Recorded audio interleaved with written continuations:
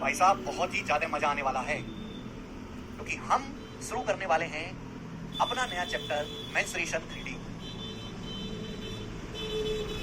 Menstruation 3D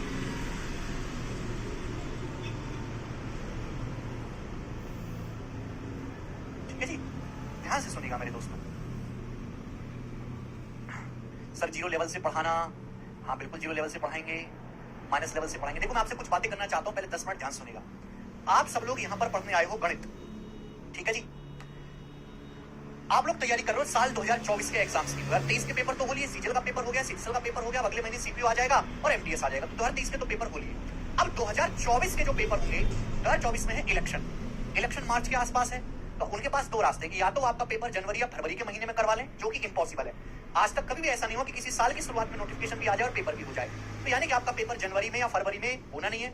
मार्च अप्रैल में तो भैया चुनाव का माहौल रहेगा, मार्च अप्रैल मई में, तो आपका पेपर जो होंगे वो वापस अगले साल जून और जुलाई में होंगे, जून और जुलाई।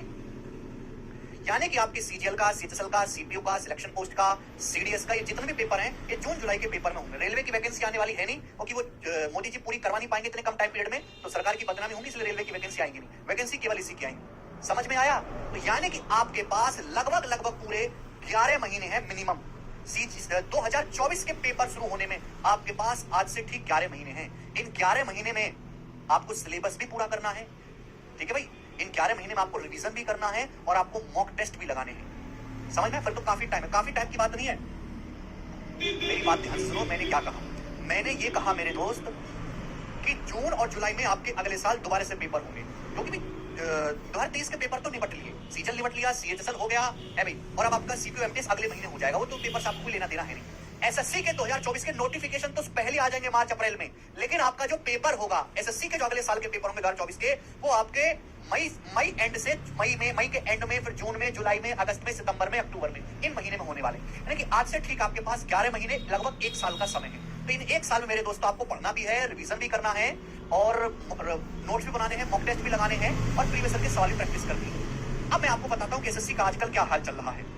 एसएससी का पेपर आजकल बहुत इजी आ रहे हैं, चाहे वो गणित हो, चाहे वो इंग्लिश हो, चाहे वो रीजनिंग हो। इसमें खुश होने की बात नहीं कि इजी पेपर आ रहे हैं। इजी पेपर आने से बच्चों का नुकसान हो रहा है। क्यों? पिछले 2-3 साल से पेपर बहुत इजी आ रहे हैं। नुकसान क्या हो रहा है कि कट ऑफ बहुत ज्यादा बढ़ गई है। कट ऑफ इतनी ज्यादा बढ़ गई है कि आप ये सोचो कि नॉर्मल स्कोर लाके तो संभव ही नहीं है। मिनिमम आपकी नौकरी लेने के लिए 80% आपका स्कोर होना जरूरी। 80% से कम आपका स्कोर है।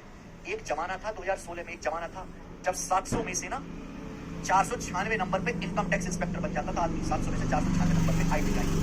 आज 700 में से क्या, तो 700 नंबर का पेपर नहीं है, 700 में से 96 नंबर जो हो गया, लगभग आपका कितना हो गया मेरे दोस्तों?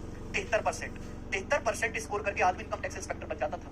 आज 73% नंबर आप लाओगे ना तो सबसे घटिया स्टूडेंट की कैटेगरी में आओगे। सबसे घटिया, सबसे बेकार स्टूडेंट की कैटेगरी में आपको गिना जाएगा। 73% पे इनकम टैक्स इंस्पेक्टर बनना तो छोड़ो, जो एसएससी की सबसे नीचे लेवल की पोस्ट है ना, उसकी